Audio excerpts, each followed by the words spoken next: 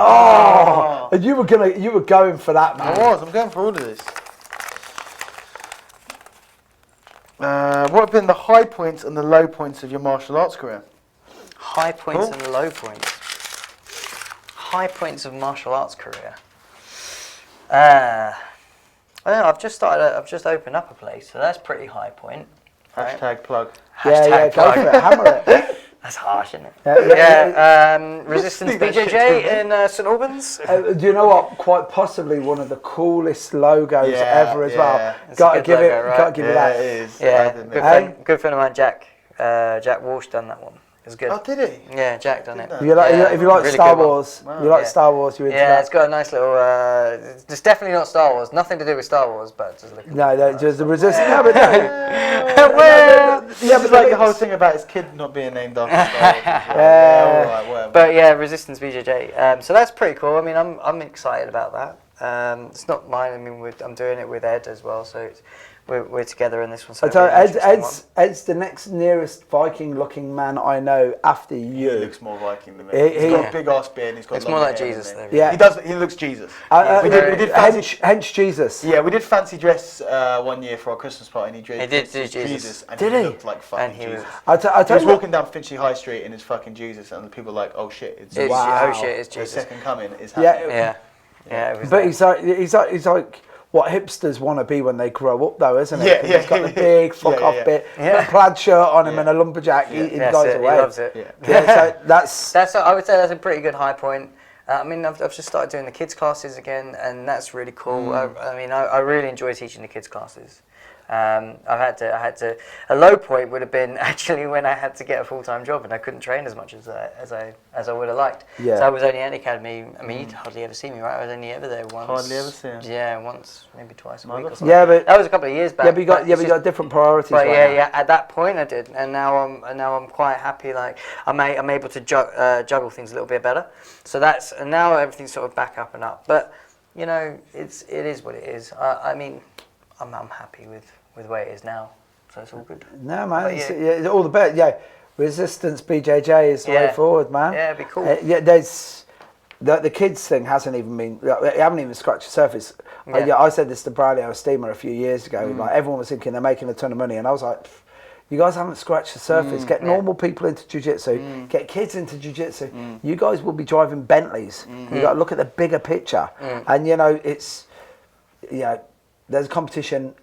2 competitions a month now. The kids competing is a big thing now. That's the way.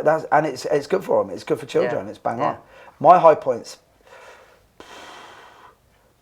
Initially, getting my black belt in karate was a right high point for me until I went to class the following week and still got kicked to shit. You expect to get when you get a new belt, you expect to just come in and just be 10 times better. And superpowers. You still get fucked up by the same people. Yeah. You're like that. You walked in, you went, wait a minute, how come you guys didn't get the same memo I got? I got this memo saying, come on, what are you doing? So I did that, and then some of the high points were just meeting Terry Barnett, Rick Fay, Rick Young, Bob Breen, and then getting into the JKD world first, and then through that getting into the BJJ world as well, which I think any guy like a mutual friend of ours, Dave Anuma, Dave's one of those guys that if there was tiddlywinks, if there was extreme tiddlywinks, he'd be world champion at it. You know what I mean? Or he'd be up there, and especially in the JKD world, a lot of guys. Now, I'm not saying they've resisted going into Brazilian Jiu-Jitsu, but it's just a bit too real for them. And you know yourself, you go in there and if you're not switched on, kids will beat you up. You get humbled real fast in Jiu-Jitsu. There's no hiding. That's why I don't understand the whole sort of fake belts, fake black belts and stuff, because you're going to get found out straight away as soon as you step on the mat. Well, they don't. These fake black belts, they don't compete. Yeah, they don't roll in clothes. No, either. that's true. That's the thing. They don't roll in clothes. Yeah, but they'll get caught eventually. Well, if you ain't doing jiu-jitsu, they'll get caught eventually, but they can put it off if they're low key. If you're not Jiu-Jitsu humbles you, but you got to do the Jiu-Jitsu. Yeah, exactly. Sparring humbles you, but if you're not sparring, you're not getting humbled. No, it's so true. Yeah, as soon as you get on the mat, you're just like, oh, well, you can't, you know. But then you go to a class and the instructor doesn't spar ever. Yeah. Then you know some shit's up. Yeah. The guy in sparring and he's not injured. He's claiming to be like a 9th, 10th. That doesn't matter. It doesn't matter if he's claiming to be a No. Do you know what? Yeah. But do you know claiming to what? be a blue belt, but he ain't sparring. He ain't a blue belt. Yeah. Exactly that. You're a 10th dan, but really, then you should be 10 times better than a black belt. Yeah. Because you've been doing it 10 times as long, haven't you? You know what I mean? Yeah. And it is funny. The fake belts, thank God they don't get it, and especially in this country, you know, that whoop whoop sound of the police. Yeah. The boys will turn up. Yeah. I've seen it. It's happened in my hometown. And you know what? A lot of people get really passionate about. A lot of people, you know, the BJJ Police are passionate. A lot of people come in like, oh well, he ain't fucking hurting anyone. You know, he ain't hurting anyone. Just let him do what he wants to do. And they were just like, fuck that shit. Yeah. I've been training for 5 fucking years. Yeah. 5 times a week. Yeah. I've lost relationships. I've not had to spend time away from my kid. I've had to miss days at work to compete. Yeah. And I'm a fucking purple belt. Yeah. And I've given everything for the last 5 years. Exactly. You're going to come on in with a fucking black belt. Fuck you, I ain't fucking forgetting about this. Yeah. And that's the thing. People don't understand. No. Yeah. People go like, oh look, maybe he, and they always do this. Whenever you clock someone, they're always teaching in someone else's gym. You know, they're just doing the jiu-jitsu there because jiu-jitsu is getting popular, so all the gyms want to get it in, or the fitness gyms or the MMA gyms want to get him in, so or traditional martial arts gyms want to get the jiu-jitsu guy in. And then they go to the gym instructor, well, you've hired a fake black belt. What's the deal? You've hired a fake black belt, kick him out, expose. It's like, look, they always like him. Yeah. He's always, oh yeah, he's a really nice guy, always a really nice guy. You always come and there'll always be loads of people who they've helped him, you know, he's helped us so much. He's not doing anything wrong, just leave him, fuck you. Yeah, but Dan, I put my life into this shit and I'm still not a black belt. You don't get the way. Yeah, but Dan, think about it this way, right? If you turn around and swap he's a fake black belt for, he had a CRB check and got caught that he was a pest. Yeah. That's it, And then people will go, well, what, you're equating that to that? And it's like, well, it's still a huge lie. Yeah. Both of them are still big lies. You know, but the thing is, you know, the thing is, like, if someone is, you know, you've got someone who shouldn't be, you know, if you've got someone who shouldn't be working with kids and they're working with kids, that's a separate thing. That's dangerous. There's no real danger from having a black belt. But what I'm saying is this, right? When they go, a lie is a lie. Yeah, but did you check him out? That's what you check him out, and that's my point. Which I should add. In all fairness, you know, if I'm running a gym and I don't know fuck all about jiu-jitsu and I talk to a guy and he says he's a black belt in jiu-jitsu under so-and-so, what the fuck am I going to know?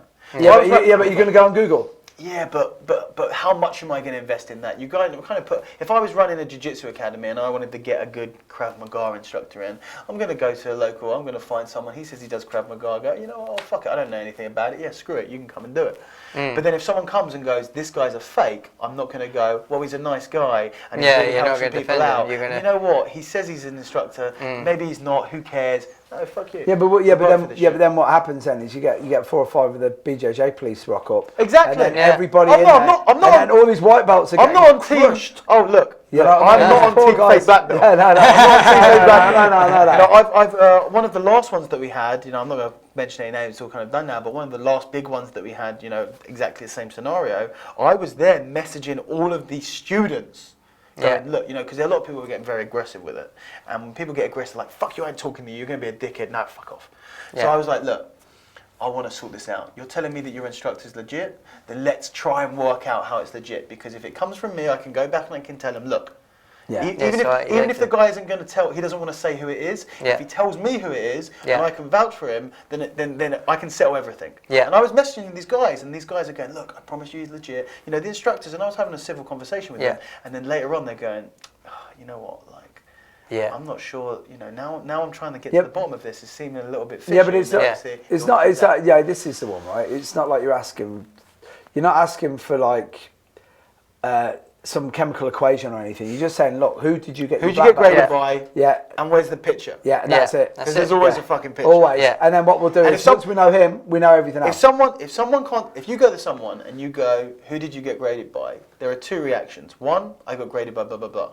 2, I don't need to tell you who I got graded by. If they say the second one, they're a fucking fake. Yeah, but you know what? All the years I've had in martial arts, you start chatting to people and they go, yeah, I used to do martial arts.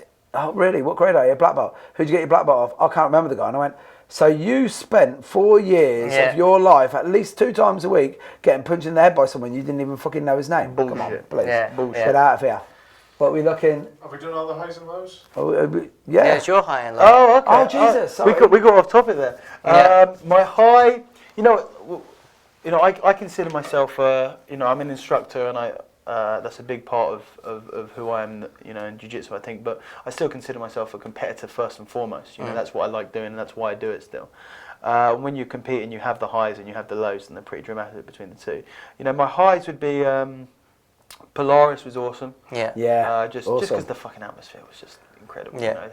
Fighting on a big show like that against a good guy and putting on an awesome. And during the fight, I was like fighting real hard, but then another part of me was almost watching in, and there was another part of me just going, "This is a good fucking fight." Yeah, man, that was a great fight. I had that during the fight. Was that a great fight? We're going fucking crazy. Oh, come on, motherfucker, let's do this. I'm shouting at him. He's taking me down. I'm throwing subs. I'm going for this stuff. We're getting in each other's faces, and I'm in there in the moment, but at the same time, I'm going, this is looking fucking good. This is entertaining. I know that this is entertaining before I have to watch back at it.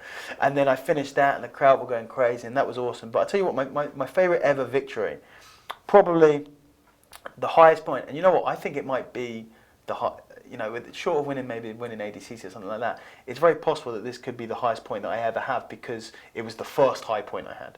And I fought a tournament in 2011, I think it was, called the Submission 1000, the first lockdown. It was this was like the first sub-only tournament we had in the UK. It was pretty groundbreaking. Is that when you're wearing the cape That's and the when mask? I first came with the cape and the mask, the first one. And I was a purple, purple belt, and I was 75 kilos, and I came in, and it was this guy called Darren Jones was putting on this tournament called. It was lockdown. Yeah. The tournament was lockdown, and he was doing. It was an MMA show with the sub 1000, which was a winner takes all 8-man tournament for £1,000. And originally, I was teaching for him at the time. So originally, it was being made kind of as a showcase for me. Oh, UFC one man. Yeah, exactly. But then it all went shits up, because what happened was. Suddenly, there's this tournament that people are offering £1,000 for that didn't exist. Yeah. So he's looking for a couple of little fighters, and then suddenly all of these big names are coming in. Like, I want in on that. Yeah. So suddenly I was like, it was going to be an easy night for me, and suddenly I'm getting moved down the card, and there was Luciano Cristovan, who I was training at the time. He was a brown belt, and he was fucking me up. Luciano was a fucking monster. He was good. There was Pedro Bessa was in it. Yeah. It's Pedro Bessa. World class. Yeah. Pedro Bessa is in it. There, Andy Roberts in it, who was a black belt. Right, Tom McGuire in it, who was a pro MMA fighter, high pro MMA fighter. There was Kenny Baker, who was a good brown belt, and I was this fucking little purple belt. And was it Nardini? Or wasn't Nardini? Yeah, Nardini as well, who was another good black top belt. level black belt. And he was the top guy to beat. And then all these other guys came in, and suddenly it's the whole and it was the first tournament that I'd ever done, probably the only tournament I've ever, including ADCC, where I went in and I'm like, I can't do this. I can't win this shit. Yeah. I just beforehand I'm going to go and I'm going to give it my best, but this is just too tough. And I trained really fucking hard, and I sacrificed everything for it. And I was at university at the time, and I kind of pretty much quit university because of this. I took a lot of time off to train, and then afterwards I was like, I don't want to go back. And I trained really hard for it, and got there on the day and got into that. I can do this. I went out, I'm a purple belt, and I tapped Marcus Nardini with an armbar, my first black belt submission. I'm fucking, oh shit. That was awesome. So I come out in the next round, I fight John McGuire, and I beat him on points. I was like, fuck, I'm in the finals. And he fought in the UFC as well. He fought in the UFC afterwards, Gypsy Jiu Jitsu. That's the guy, right. And then I fought, in the end I fought Kenny Baker in the final, and I beat him. And it was a decision, but I knew I'd won the decision. I was ball dominant. And I remember I won, and they raised my hand. When they raised my hand, it was like this fucking euphoria. Like I've never felt. Really? And to be honest with you, I've never felt since. Really? It doesn't matter what I've won. I've never felt that before. Yeah. That was this big fucking. It's like an explosion. This payoff, immediate, like orgasmic feeling of this pressure building up, and then I fucking beaten all the odds. I was never meant to win that tournament. Never meant to win it, and I didn't think that I could win it. And then when I won that, I was just like, You know, I remember standing Yeah. there in the cage like it was yesterday. This is 5 years ago now. I remember it like it was yesterday. If someone shot me right now, I'd die a happy man. I remember Really? that. Yeah. So that was by far the highest point. And then at the same time, you get super low points where you put the same amount of work in or more work in, and it's just nothing. Yeah. You know, when I fought, I remember the first time I went to the Mundials, I was at Blue Belt, and I was kind of being held back at Blue Belt to go and win the Mundials. And it was the first time I started doing strength and conditioning. I started doing strength and conditioning with Jude Samuels. Yeah. He was helping me out. He did me a big favour, you know, before I even knew Andy Villain. He was helping me out with strength and conditioning twice a week for nothing, just come down, training me. First time I ever did any training outside of Jiu Jitsu, you know, training really hard, went out there, and then, you know, I think I lost my second fight or something like that, you know, and I was just like, fuck, you know, I was gutted. And then, you know, I went to probably one that I was the most gutted, but I went to after I got my black belt last year, the year before, I went to the World Nogi. And, you know, black belt, this is it, this is the big tournament where you can go make a name for yourself, and draw against this guy, and I'm fighting this guy, and this guy, you know, I feel this guy's got nothing, and very early on I pass it, you know, I get round to his back, I get into the position, throw my hand underneath the neck for the choke, get to the position, I'm always, you know, I know this guy, you know, you get into that position, you know he's going to tap, you know he's going to tap, get into his position, I know he's going to tap, and he slips out. I was like, what the fuck? Like, I can still feel that now. This was years ago. I can still feel him slipping out of my arms now. I'll never forget that. As long as I live, I'll never forget that. And then what are you doing? Play catch up then? And then he beat me on like a takedown. Wow. You know, like right at the end. It was a 10-minute fight, and I was just fucked. And right at the end, he beat me, and that was probably one of the lowest where I was just like, fuck, I really fucked that up. And then he went and lost in the finals to Keenan. You know, wow. You know, I could have beaten him. Any other, you know, I do that any other day. I knew that I could have beaten him. And would you have beaten Keenan? Well, I don't know whether I could beat Keenan. Keenan's the best in the world, really. Yeah.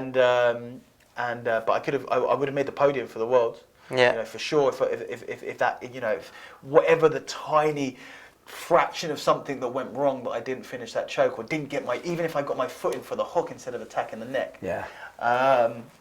But I cut a lot of weight for that, and that's kind of what I blame it on. I remember that.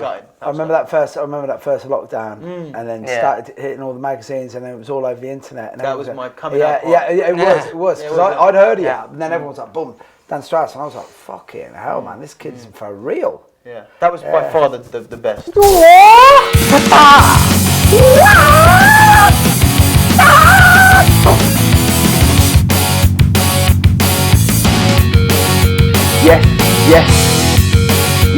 Yes. Fuck.